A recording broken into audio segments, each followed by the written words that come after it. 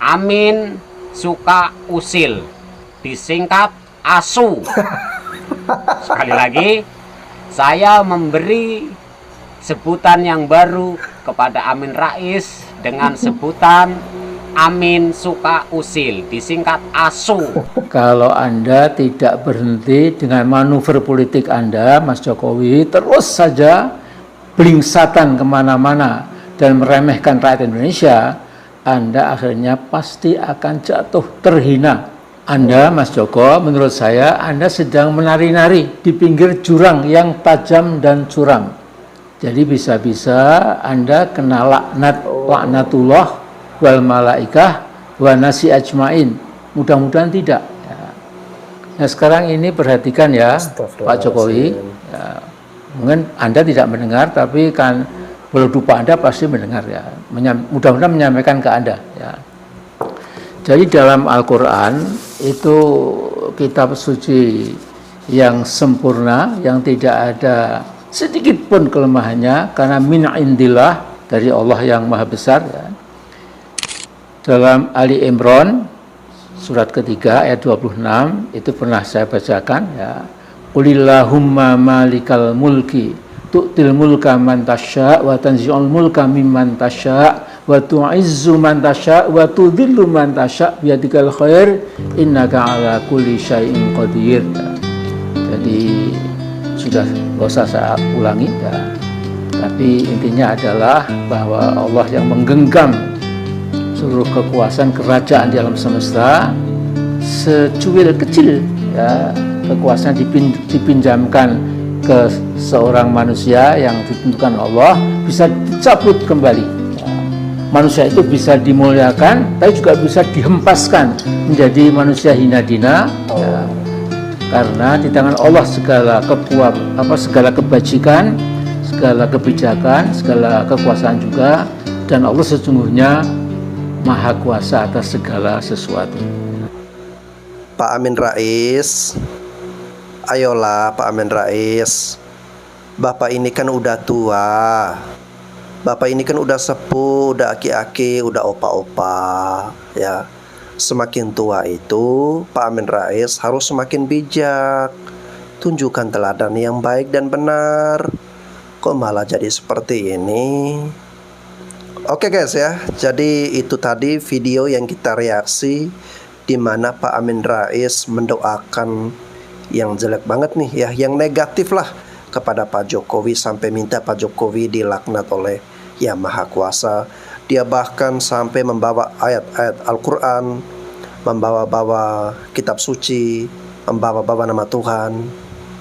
Menurut saya guys ya, kalau kita mendoakan yang negatif, yang jelek-jelek, apalagi penuh dengan nada-nada atau ujaran kebencian, doa-doa seperti itu, mohon maaf, tidak akan dikabulkan atau didengarkan oleh Yang Maha Kuasa. Tuhan tidak akan merespon ya nada-nada kebencian yang seperti itu. Nah guys, selanjutnya saya akan bereaksi. Ini ada video yang keren dan menarik dari seorang abang yang memberikan gelar terbaru nih ya untuk Pak Amin Rais. Nah guys, daripada kita penasaran dengan gelar baru apa nih yang mau diberikan pada Pak Amin Rais, kita simak dulu penjelasannya berikut ini. Jadi mulai hari ini saya juga menghimbau kepada para pengikut Pak Jokowi untuk melupakan sebutan Sengkuni, karena itu sebutan lama. Saya menghimbau kepada para pengikut Pak Jokowi untuk menggunakan atau menyebut Amin Rais dengan sebutan yang baru, yaitu dengan sebutan Amin Suka Usil, disingkat ASU. Sekali lagi, saya memberi sebutan yang baru kepada Amin Rais dengan sebutan Amin Suka Usil, disingkat ASU ya. Jadi saya menghimbau kepada para pengikut Pak Jokowi ya. Sekarang kalau panggil Amin Rais, jangan panggil Sengkuni, karena itu sebutan lama. Panggil dengan sebutan ASU itu ya. Oke. Untuk Amin Rais, apabila kamu merasa terhina atau dihina dengan sebutan barumu, jangan salahkan orang lain. salahkan dirimu sendiri. Ya. Karena sesungguhnya hinaan, cacian, makian yang datang kepada diri kita bukan kesalahan orang lain, melainkan kesalahan dari tingkah laku kita sendiri. Ayo, mau bernarasi seperti apa lagi kamu? Aku beli narasimu. Berani kau menyenggol Pak Jokowi dengan kata-kata tidak baik? Rakyat musuh Mumin, rakyat musuh-musuh, asu.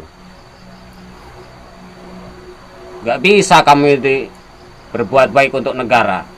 Kalaupun kamu tidak bisa berbuat baik untuk negara, setidaknya kamu tidak mengganggu orang-orang yang sudah berbuat baik untuk negara ini, Min. Wasu tenan gue kok. Oke guys ya. Tadi kalian sudah mendengarkan sendiri, ada sebutan atau julukan baru, panggilan baru untuk Pak Amin Rais. Jadi kata Sengkuni itu kata-kata yang udah jadul, yang udah lama, udah ketinggalan zaman katanya ya. Itu udah harus dilupakan. Jadi ada sebutan baru nih, kata-kata baru nih untuk Pak Amin Rais ya. Jadi dia dijuluki dengan yang tadi guys ya, yang disampaikan. Saya tidak mau menyebutkan karena nanti saya bakal tertawa lagi ya. Oke, kita reaksi video yang lain berikut ini. Teman-teman, kita sepakat yuk, abis ini kalau kita ketemu Jokowi dan kroni-kroninya, kita nggak usah ajak foto, tapi kita ludahin aja.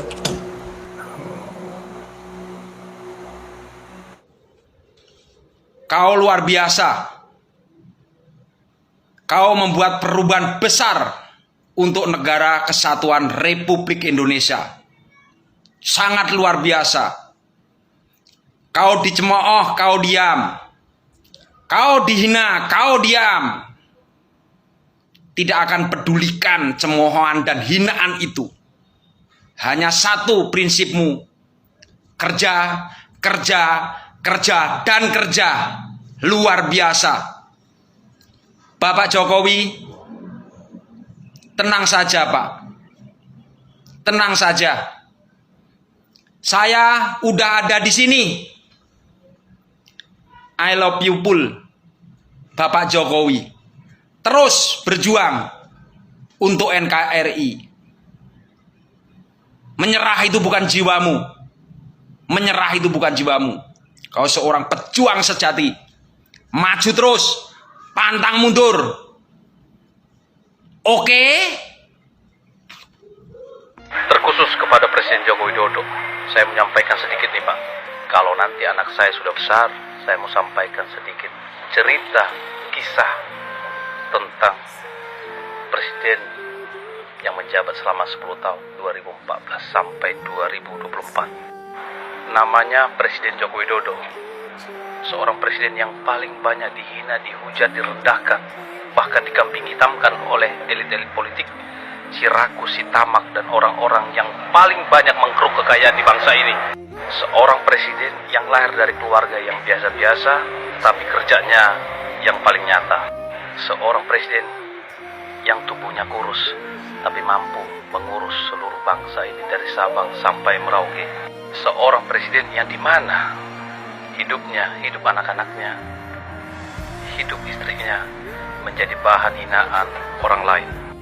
Dan bagi saya, Presiden Joko Widodo menjadi tolak ukur kemajuan bangsa ini. Tolak ukur kemajuan pembangunan yang ada di bangsa ini. Tolak ukur pemerataan yang ada di bangsa ini. Dia datang sebagai pemula dan akan kembali sebagai legenda. Salam. Kadang saya heran ya melihat sebagian masyarakat yang membenci Jokowi. Yang memandang Jokowi itu serakah lah, haus kekuasaan. Ya, salah satunya ketika partai-partai telah dikooptasi oleh Pak Jokowi. Kayak seperti Golkar, mungkin yang lainnya ya. Itu orang memandang, paradigmanya berpikir begini. Wah, Pak Jokowi haus kekuasaan, Pak Jokowi otoriter, Pak Jokowi ingin membalikan semua keadaan menjadi seperti Orde Baru, zaman Orde Baru dulu. Selalu memandang gitu. Entah itu cara berpikirnya didesain oleh orang lain atau dengan kesadaran yang pas-pasan gitu ya. Tapi orang-orang tidak melihat ada pesan moral di balik itu. Contohnya, ya, ketika Pak Jokowi berhasil menguasai partai, itu kan ada sesuatu, ada sebab akibat. Kenapa? Ya, salah satunya karena ketua partai atau pejabat atau apapun orang-orang yang memiliki public figure, ya, memiliki yang massa atau followers yang banyak, tetapi kenyataannya dia memiliki kasus-kasus hukum, kasus kriminalitas, kasus pidana korupsi, pencucian uang. Ya, ini yang menjadi senjata bagi Pak Jokowi justru. Nah, pesan moralnya harusnya kan kita harus berpikir ketika kita ingin menjabat, ketika kita ingin menjadi pejuang dan mau melakukan perubahan atas bangsa ini, ya kita harus bersih dulu gitu, sehingga kita tidak tersandera ketika kita nanti memimpin, ya kan? Itu pesan moralnya. Jadi kenapa sekarang Pak Jokowi mampu menguasai partai, semua takut kepada dia karena semua tersandera. Jadi yang salah siapa? Wajar dong itu digunakan menjadi senjata untuk kepentingannya Pak Jokowi. Jadi partai itu bullshit. Jika ingin menjatuhkan Jokowi seperti halnya menjatuhkan Soeharto di tahun 98 atau seperti menjatuhkan Perdana Menteri Bangladesh, itu agak sulit. Karena akan terbentur pada satu kelompok masyarakat yang tidak bisa disetir ke arah politik, yaitu apa? Fans bola. Kalau kelompok masyarakat agama bisa diarahkan ke politik. Kelompok masyarakat yang sering ngomongin ekonomi bisa diarahkan ke politik, atau bahkan pelawak, komedian, stand up komedian bisa diarahkan ke politik. Satu-satunya masyarakat yang tidak bisa diarahkan ke politik adalah fans bola. Karena para fans bola ini yang ngerti ya, merasakan betul karena memang di rezim Jokowi lah bola ini meningkat begitu loh. Mungkin kalau orang-orang yang nggak paham bola akan bilang nggak ada hubungannya bang prestasi bola dengan rezimnya Jokowi. Itu Anda yang nggak paham bola. Coba Anda tanya kepada orang-orang yang paham bola, mereka nggak peduli dengan politik. Yang jelas di rezim Jokowi mereka merasakan timnasnya meningkat, sepak bolanya meningkat. Kemarin yang demo-demo di Jakarta ya, lu boleh demo tapi lu jangan ngerusak fasilitas umum dong. Masa iya halte lu obrak-abrik kayak begitu? Kan lu jadinya tolol. Nyebelin, tau gak lu? Udah tahu halte di Jakarta tuh udah mau pada ambruk. Lu ambrukin. Mending lu ganti. Ini enggak juga. Merusak fasilitas umum aja. Di mana lagi orang mau nunggu bus? Haltenya udah rusak. Giling. Capek deh gue. Gini nih, kalau otaknya setetes, gaya doang, lu pengen ngebela negara, tapi ujung-ujungnya lu ngerusak fasilitas umum buat apa? Gunanya apa? Mendingan lu diem aja di rumah. Enak nih gue ngomel-ngomel ambil berak, iya kan? Lagian lu yang kemarin ngerusak halte pas lagi demo, lu bayar pajak gak semua? Gue kesel nih, soalnya gue taat pajak, say. Sedikit banyaknya itu halte dari hasil kerja gue. Iya kan? Kami bergerak untuk melawan kesombongan penguasa. Kami bergerak untuk mengingatkan penguasa supaya jangan lagi menginjak-injak konstitusi.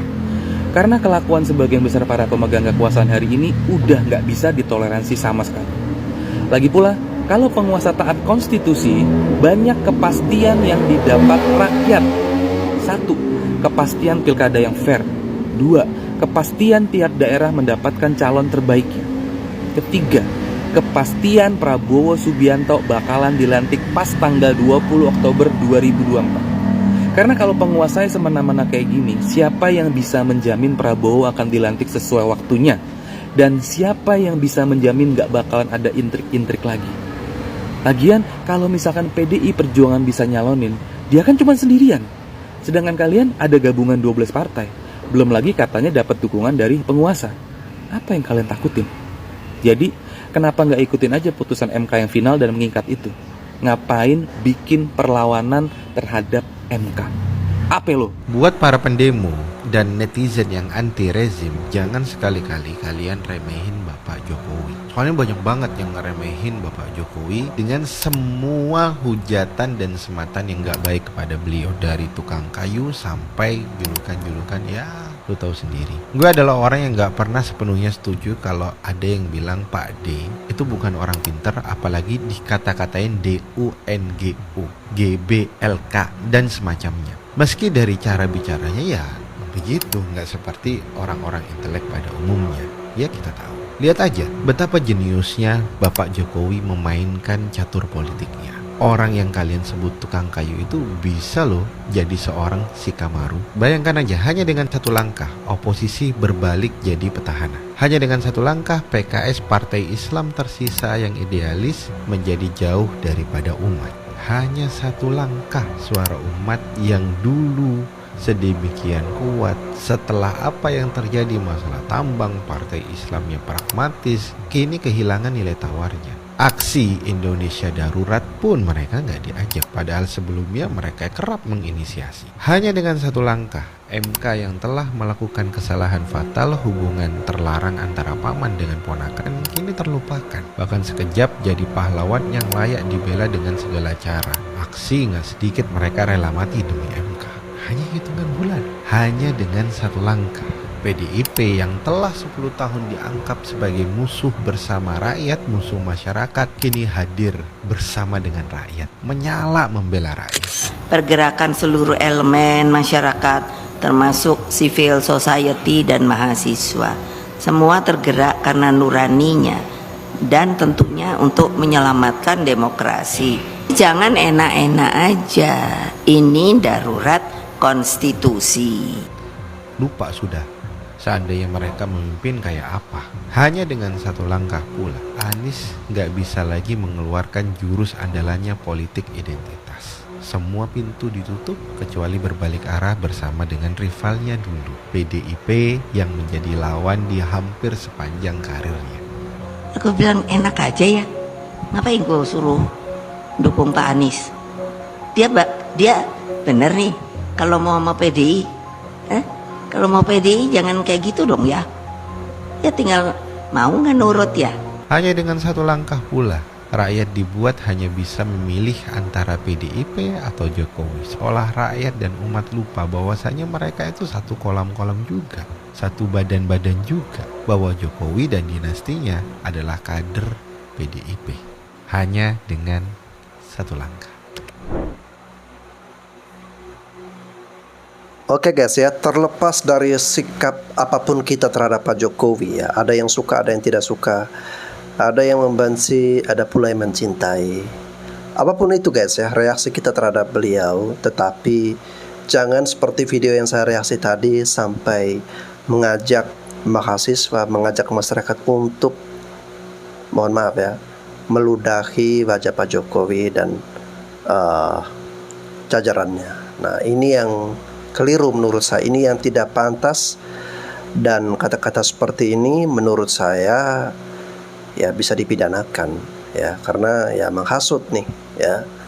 Jadi boleh kita mengkritisi, boleh kita bebas untuk berekspresi, tetapi tetap harus sesuai dengan jalurnya. Jangan sampai kita kebablasan, sampai meludah ya, sampai mau ada niat melengsarkan padahal belum waktunya Pak Jokowi ini mau turun dari jabatan ya.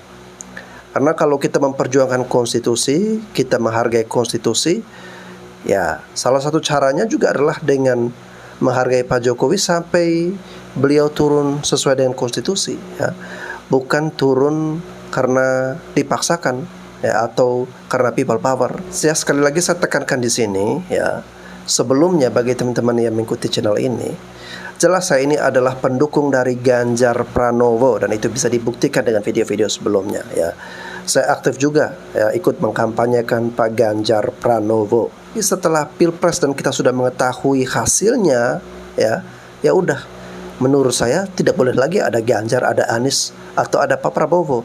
Yang ada adalah rakyat Indonesia, dan rakyat Indonesia mari kita sama-sama bersatu untuk mendukung agar bangsa kita ini ke depan terus maju dan berkembang. Dan bangsa yang terus maju dan berkembang itu bukan kita isi dengan terus menghujat, terus memaki, meludahi, ujaran-ujaran kebencian ya. Mau sampai kapan hal-hal seperti ini terus terjadi? Justru inilah yang menghalangi perkembangan dan kemajuan bangsa kita ke depan ya.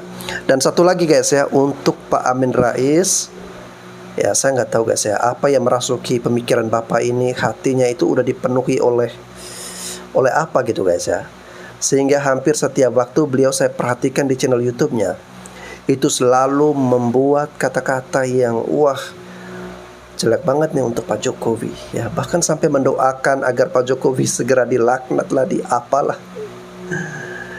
Udahlah Pak Amin Rais ya, justru kata-kata seperti itu membuat kita malah tidak happy, tidak bahagia dalam hidup ya. Jadi saran saya buat Pak Amin Rais ya udah berhenti aja dari kancah dunia perpolitikan ya. Nikmatilah waktu Anda dengan anak cucu Anda ya.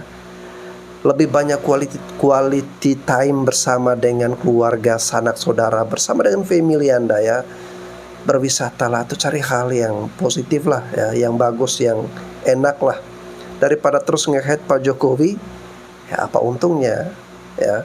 Dan sebentar lagi mohon maaf kalau Anda udah nggak ada lagi di dunia ini ya, udah Anda akan mudah atau gampang dilupakan, karena tidak ada hal yang spesial yang Anda tinggalkan di dunia ini selain ya hujatan kepada Pak Jokowi. Oke guys, itu saja yang dapat saya reaksi. Sampai jumpa lagi.